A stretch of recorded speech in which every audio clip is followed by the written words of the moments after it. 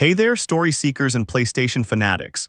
Welcome back to the channel. If you're new here, grab some snacks because we're about to embark on an epic journey through the absolute best story-driven games on PlayStation 5.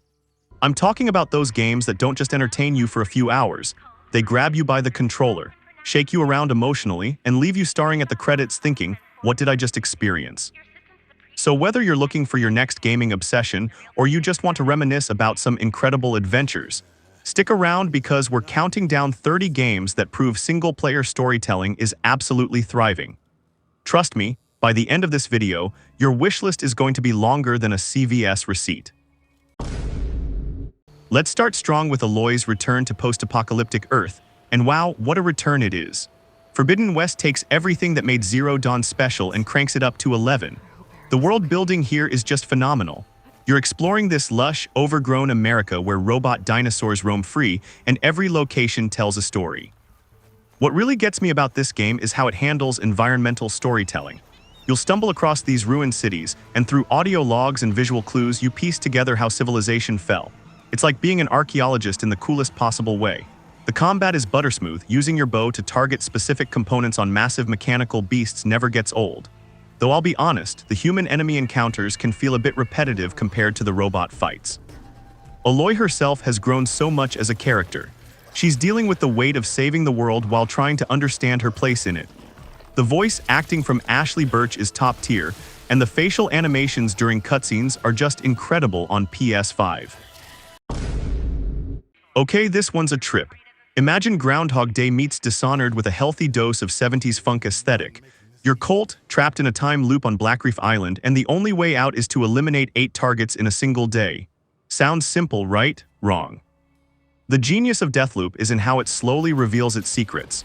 Each loop teaches you something new. Maybe you overhear a conversation that reveals a target's routine, or you find a keycard that opens a new path. It's this beautiful puzzle where you're both the detective and the weapon. The gunplay feels fantastic, especially with the PS5's haptic feedback making every shot feel impactful. What really hooked me was the relationship between Colt and Juliana, his rival who's trying to protect the loop. Their banter over the radio is genuinely funny and adds this personal stakes element to what could have been just a clever gimmick. The only downside, sometimes the AI can be a bit predictable once you learn the patterns. This game is pure samurai poetry in motion. Playing as Jin Sakai during the Mongol invasion of Tsushima, you witness a warrior's transformation from honorable samurai to pragmatic ghost. The internal conflict Jin faces, choosing between honor and effectiveness, forms the emotional core of this epic. Visually, this might be the most beautiful game on PS5. The wind physics alone deserve an award. They don't just look pretty, they guide your gameplay. Following the wind to your objectives feels natural and immersive. The combat system is sublime, offering both the precise dueling of samurai tradition and the stealthy assassinations of a ghost. Every sword fight feels like a deadly dance. The Iki Island expansion adds even more depth to Jin's character, exploring his past trauma while delivering some of the game's most challenging content. My only minor gripe is that some of the side activities can feel a bit formulaic, but honestly, when the world is this gorgeous, I didn't mind the excuse to explore. Capcom absolutely nailed it with Village. This is survival horror at its finest, blending classic RE DNA with modern gameplay sensibilities. You're Ethan Winters again, searching for your kidnapped daughter in a European village that's basically a greatest hits collection of horror movie tropes, and it works brilliantly. The Four Lords system is genius. Each area feels completely different. Lady Dimitrescu's castle is gothic elegance with a side of terror, Heisenberg's factory is industrial nightmare fuel, and don't even get me started on that baby scene in Donna Beneviento's house. I'm pretty sure I aged 5 years during that sequence alone. What impressed me most was how Village balances action and horror. It never loses that creeping dread, but you feel powerful enough to fight back. The merchant system returning from RE4 adds this great risk-reward element to resource management. Plus, the graphics on PS5 are just stunning. Every shadow could be hiding something terrible. Here's something completely different, a co-op adventure that proves games can tackle serious subjects with creativity and heart.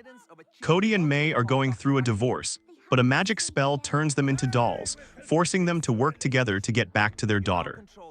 The genius of It Takes Two is in its mechanical variety. Every chapter introduces completely new gameplay mechanics that mirror the couple's relationship. One moment you're controlling time, the next your size shifting, then you're in a full-blown musical sequence. It never repeats itself, and each mechanic feels meaningful to the story.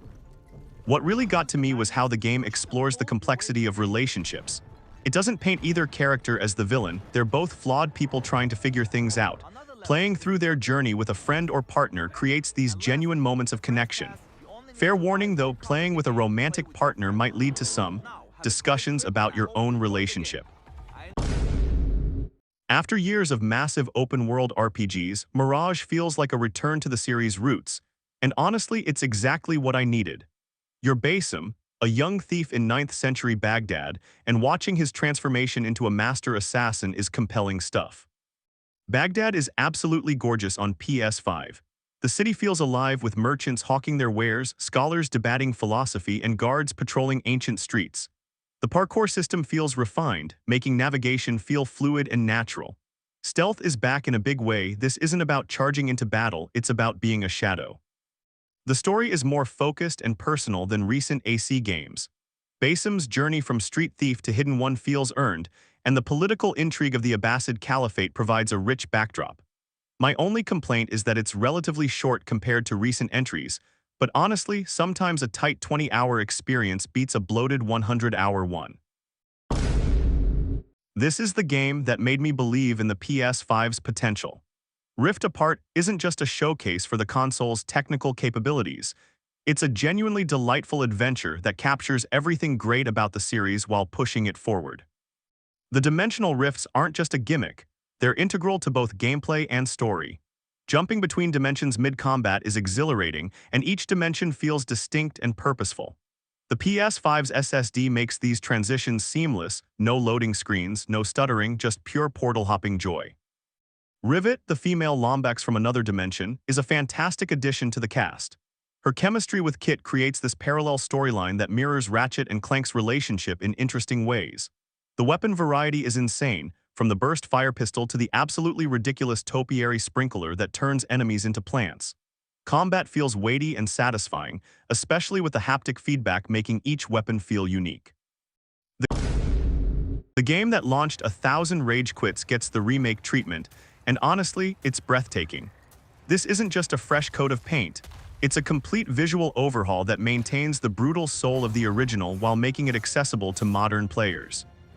From the moment you step into the Nexus, you know you're in for something special. The atmosphere is thick with despair and challenge, but there's beauty in that darkness. Each archstone leads to a world with its own distinct flavor of difficulty and lore. The Tower of Latria still gives me nightmares, but in the best way possible. The combat feels weighty and deliberate. Every swing of your weapon matters, every step could be your last, and every victory feels earned. The PS5's haptic feedback adds this extra layer of immersion. You feel every parry, every backstab, every crushing defeat. It's punishing, sure, but fair in that uniquely Souls way. Just, maybe keep a stress ball handy. 13 years later, and Alan Wake returns more twisted and brilliant than ever.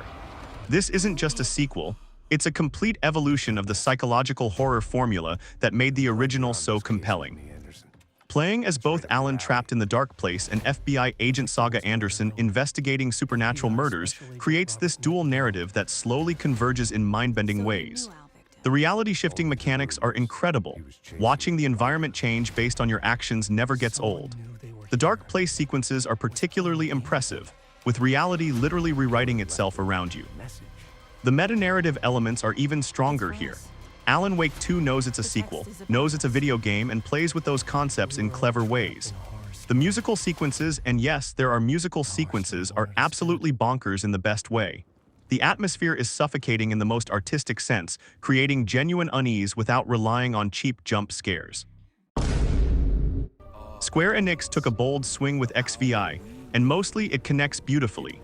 This is a mature, politically complex fantasy epic that tackles themes of slavery, war, and power with surprising nuance.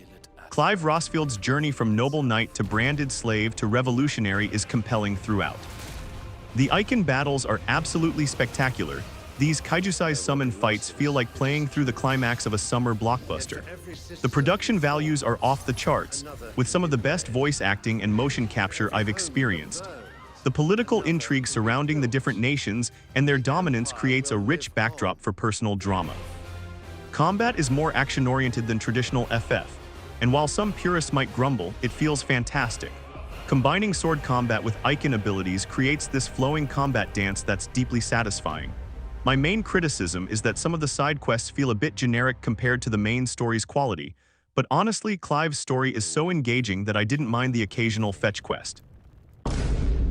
While we're talking, BG3 isn't just a game, it's a masterclass in player choice and consequence.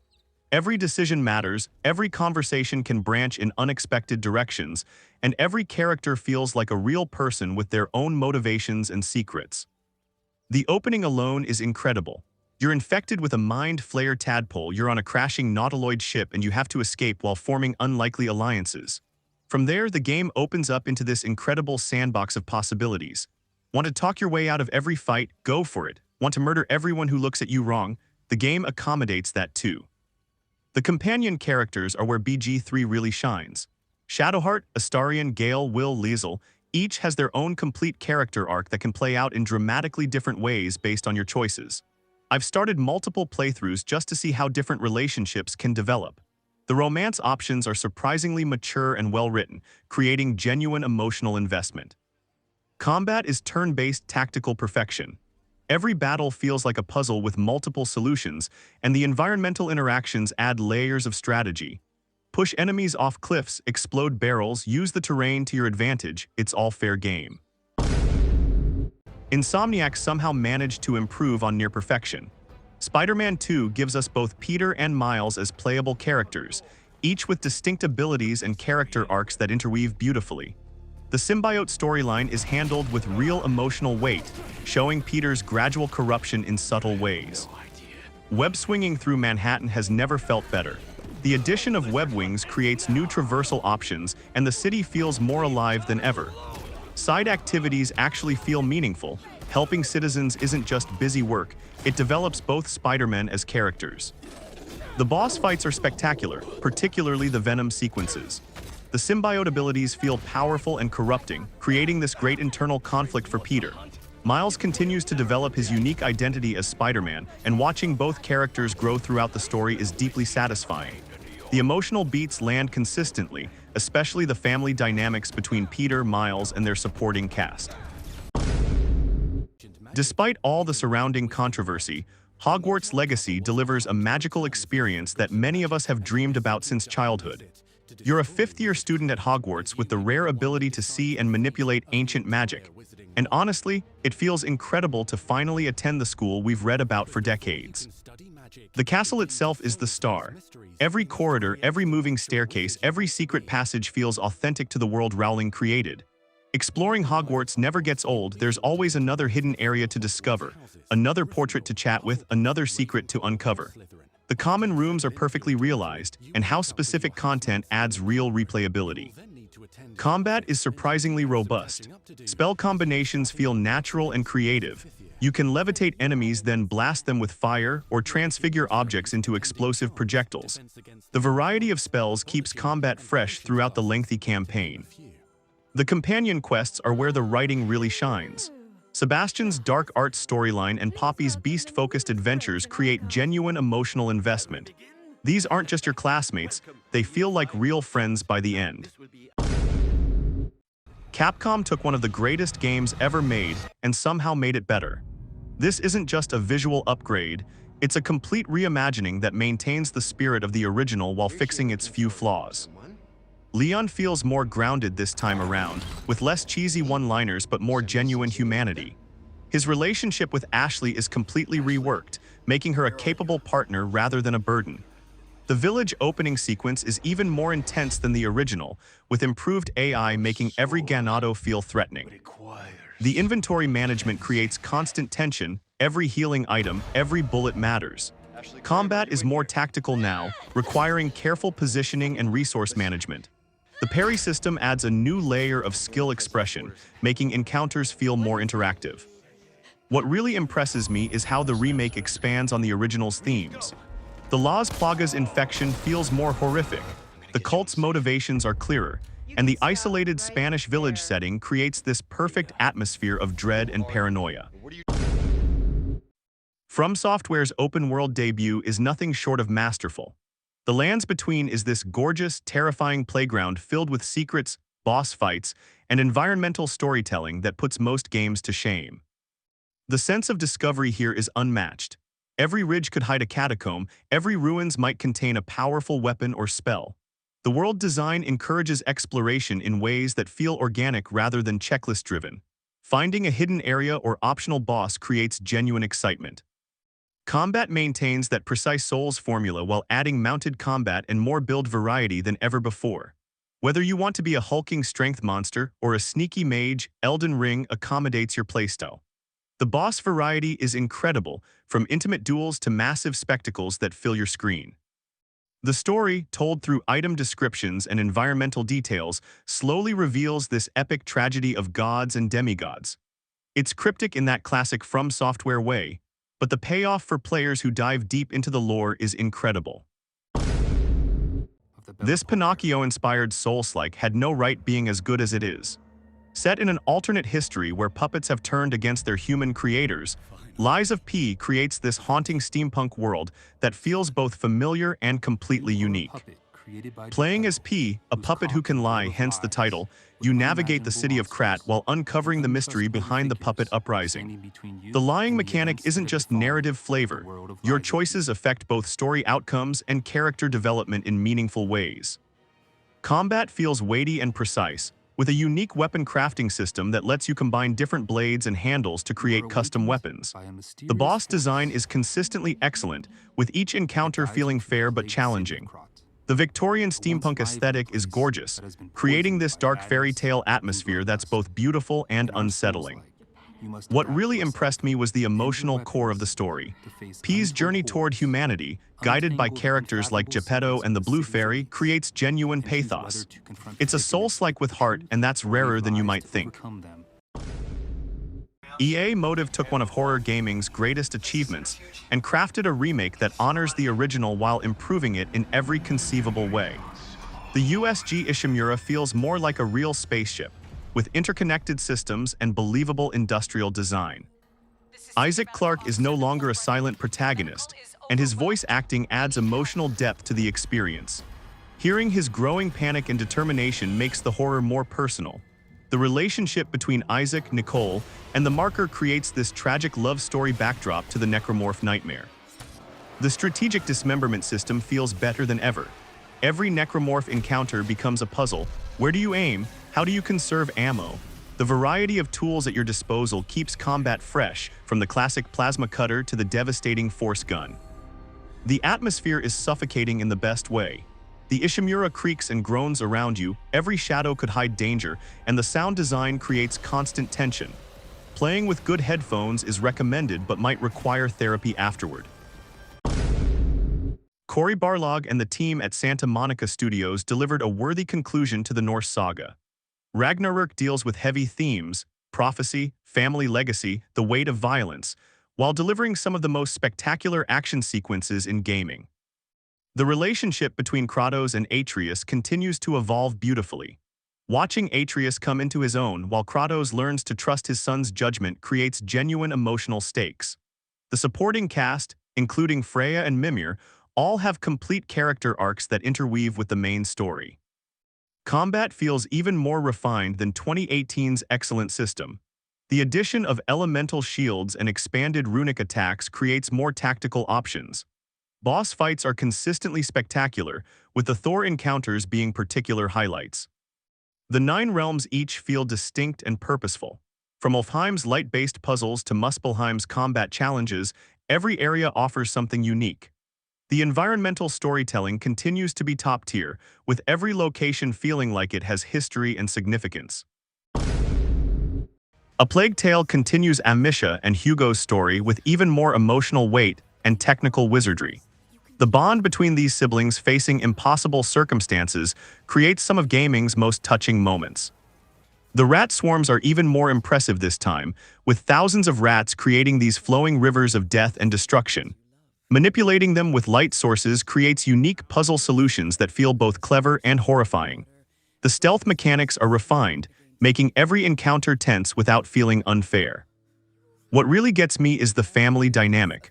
Watching Amicia struggle to protect Hugo while dealing with her own trauma creates authentic sibling relationship that grounds all the supernatural elements. The voice acting, particularly from Charlotte McBurney as Amicia, is absolutely phenomenal. The medieval France setting is gorgeous and historically grounded. Every village feels authentic, every character reflects the harsh realities of Plague-era Europe. It's beautiful and brutal in equal measure. Don't let the Pixar-like art style fool you. Kena is a substantial action-adventure with surprising emotional depth. You're a spirit guide helping lost souls find peace, and that simple premise leads to some genuinely moving storytelling.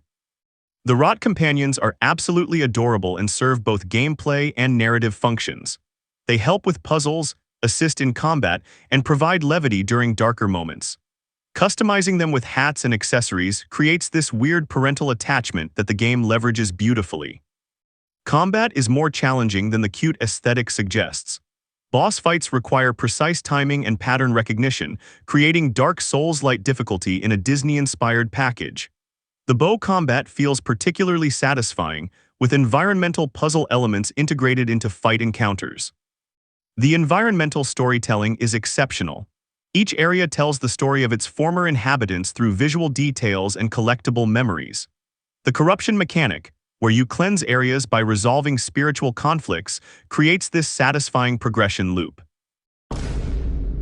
Housemarque created something truly special with Returnal, a roguelike that uses its repetitive structure to reinforce its themes of trauma and cyclical behavior.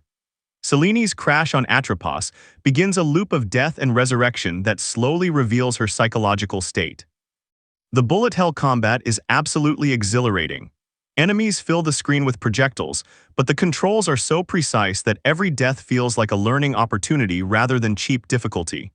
The adaptive triggers create unique feedback for each weapon, making every gun feel distinct and powerful. What elevates Returnal above other roguelikes is its narrative integration. Each run reveals new audio logs, environmental details, and story fragments that slowly build this picture of Selene's past. The house sequences, which appear randomly between biomes, are genuinely unsettling psychological horror vignettes. The biome variety keeps runs feeling fresh. From the crashed ship wreckage of the first area to the underwater depths of the later biomes, each environment has its own visual identity, enemy types, and gameplay mechanics. This is unlike anything else in gaming. You're a detective with amnesia investigating a murder, but the real mystery is yourself. Every conversation becomes an internal debate between different aspects of your psyche, creating this incredibly unique approach to character development. The writing is absolutely phenomenal. Every piece of dialogue is crafted with precision, humor, and philosophical depth. Your skills aren't just stats, they're characters with their own opinions and agendas. Your encyclopedia might provide historical context, while your limbic system urges you to act on pure emotion. The political themes are complex and nuanced. Rather than presenting simple good versus evil conflicts, Disco Elysium explores how ideology shapes identity and behavior.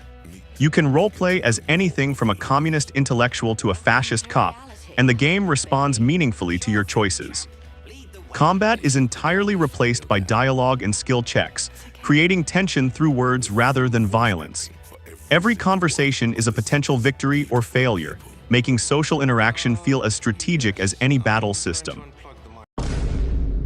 Naughty Dog's masterpiece gets the full remake treatment, and the improvements are substantial enough to justify revisiting Joel and Ellie's journey. This isn't just a remaster, it's a complete visual and technical overhaul. The character performances are even more nuanced now. Troy Baker and Ashley Johnson's chemistry shines through improved facial animations and subtle physical acting. Every emotional beat lands with more impact, from quiet character moments to devastating story revelations. The infected are more terrifying than ever. Clickers sound more distinct and threatening, stalkers blend into environments more convincingly, and the bloaters are absolute nightmare fuel. Combat feels weightier, with improved AI making every encounter feel dangerous and unpredictable. But it's still the story that makes this special. The father-daughter relationship between Joel and Ellie develops naturally over their cross-country journey. Their shared trauma and growing bond creates genuine emotional investment that pays off in that devastating ending. Remedy Entertainment crafted something truly unique with Control, a supernatural thriller that blends horror, sci-fi, and bureaucratic absurdism into something completely distinctive. You're Jesse Fadden, new director of the Federal Bureau of Control, investigating a hostile entity that's taken over the oldest house. The building itself is a character. The oldest house shifts and changes, with rooms that exist in impossible spaces and architecture that follows dream logic. Every office looks mundane until reality starts bending around you. The brutalist design creates this oppressive atmosphere that perfectly matches the paranormal themes. Combat combines gunplay with telekinetic abilities in incredibly satisfying ways. Hurling chunks of concrete at enemies while dodging behind cover feels powerful and unique. The service weapon morphs between different forms, each with distinct tactical applications. The SCP Foundation-style lore is fascinating. Documents scattered throughout the building reveal the Bureau's history of containing and studying paranormal phenomena. The writing perfectly captures that clinical, bureaucratic tone that makes the supernatural elements feel more unsettling. After a rough launch, CD Projekt Red delivered something special with Phantom Liberty.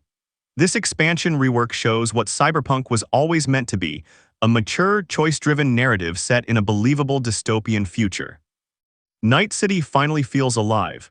NPCs have routines, random encounters feel organic, and every district has its own distinct personality.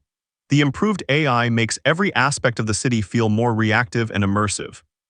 Keanu Reeves's Johnny Silverhand continues to be the emotional core of the experience. The relationship between V and Johnny evolves in complex ways, creating this internal conflict that drives both character development and plot progression. The dialogue between them feels natural and earned. The Phantom Liberty storyline itself is classic spy thriller material with cyberpunk flavoring. Working with the NUSA creates moral ambiguity that forces difficult choices with real consequences. Every major decision feels weighty and meaningful. Combat is much improved, with better gunplay, more tactical options, and abilities that feel genuinely powerful. The different character builds create distinct playstyles that remain viable throughout the entire experience. Rockstar's attention to detail in RDR2 borders on obsessive, and that obsession pays off in creating the most believable game world I've ever experienced. Every interaction feels authentic, from brushing your horse to the way NPCs react to your reputation. Arthur Morgan's character development is masterful. Watching this gruff outlaw grapple with mortality and morality creates genuine emotional investment. His journal entries provide insight into his internal state, making him feel like a complete, complex human being. The gang dynamics are the heart of the story. Dutch, John, Micah, Sadie, every member has their own personality, motivations, and character arc. The camp conversations and activities make them feel like a real family, which makes the inevitable betrayals hurt more.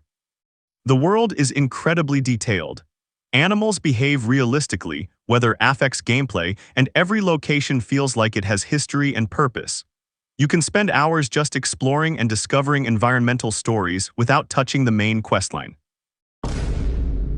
I know I mentioned this earlier, but it deserves a higher spot. The director's cut additions, particularly the Icky Island expansion, elevate what was already an exceptional game into something truly special. Jin's internal struggle between honor and pragmatism becomes even more complex with the added content. The expansion explores his past trauma while providing some of the game's most challenging combat encounters. The new abilities and techniques add tactical depth without overwhelming the core systems. The visual presentation on PS5 is absolutely stunning. Every sunset, every field of flowers, every blade fight feels like a painting in motion. The photo mode has probably consumed more of my time than the actual gameplay, and I regret nothing. This was the surprise hit nobody saw coming. Square Enix and Eidos Montreal created a story-driven adventure that captures everything great about the Guardians while telling a completely original story. Playing as Star-Lord leading this dysfunctional team creates unique gameplay dynamics. You're not the most powerful member, but you're the leader, and that leadership is expressed through dialogue choices and team coordination. Every conversation matters, and the relationships between team members evolve based on your decisions. The combat system is brilliant. You coordinate team attacks while providing covering fire and maintaining momentum. Each Guardian has unique abilities that combine in creative ways, making every battle feel like a coordinated team effort rather than individual power fantasy. But it's the character writing that makes this special. These versions of the Guardians feel distinct from the movie versions while maintaining their core personalities. Rocket's tech genius, Groot's surprising wisdom, Gamora's warrior pragmatism, every character gets moments to shine. Supergiant Games created the perfect roguelike with Hades. Every run teaches you something new about combat, story, or character relationships. The repetitive structure reinforces the mythological themes while providing constant narrative progression. Zagreus is trying to escape the underworld to find his mother, but every death brings him back to face his father Hades. The family drama slowly unfolds through conversations with various gods and underworld denizens. Every character has their own complete arc that develops over multiple runs. Combat is absolutely perfect. Every weapon feels distinct and powerful, with numerous upgrade paths that keep runs feeling fresh. The boon system from various Olympian gods creates different build possibilities every run, making each attempt feel unique. The art style and voice acting are phenomenal. Every god has a distinct personality brought to life through excellent writing and performance. The relationships between characters develop naturally, creating genuine investment in their outcomes. Even years after release, The Witcher 3 remains the gold standard for open-world RPG storytelling. Geralt's search for Ciri becomes this epic journey across multiple kingdoms, touching on themes of family, destiny, and the cost of war. The side quests are legendary for good reason. Every contract, every favor, every mystery feels like it could be the main story of another game. The Bloody Baron questline alone is better than entire games I've played. Each quest explores complex moral issues without providing easy answers. The DLCs, Blood and Wine and Hearts of Stone, are substantial enough to be standalone games. Hearts of Stone tells this intimate story about love and redemption, while Blood and Wine provides a colorful farewell that perfectly caps Geralt's journey. Combat improved significantly with updates and DLC additions. The alchemy system rewards preparation, the sword combat feels weighty and tactical, and the monster contracts never get old. Every griffin, every vampire, every Leshen requires different strategies. But it's the world building that makes this special. The northern kingdoms feel like real places with their own politics, cultures, and problems. Every village has its own personality, every character feels like they exist beyond your interactions with them. Now I want to hear from you. What's your favorite story-driven game on PS5? Did I miss any hidden gems? Are there any games on this list you're excited to try? Drop your thoughts in the comments below, and don't forget to let me know what type of games you'd like me to cover next. If this video helped you discover your next gaming obsession, smash that like button and consider subscribing for more in-depth gaming content. I've got tons of reviews, retrospectives, and countdown videos coming your way. Until next time, keep those controllers charged and those stories alive. Happy gaming, everyone.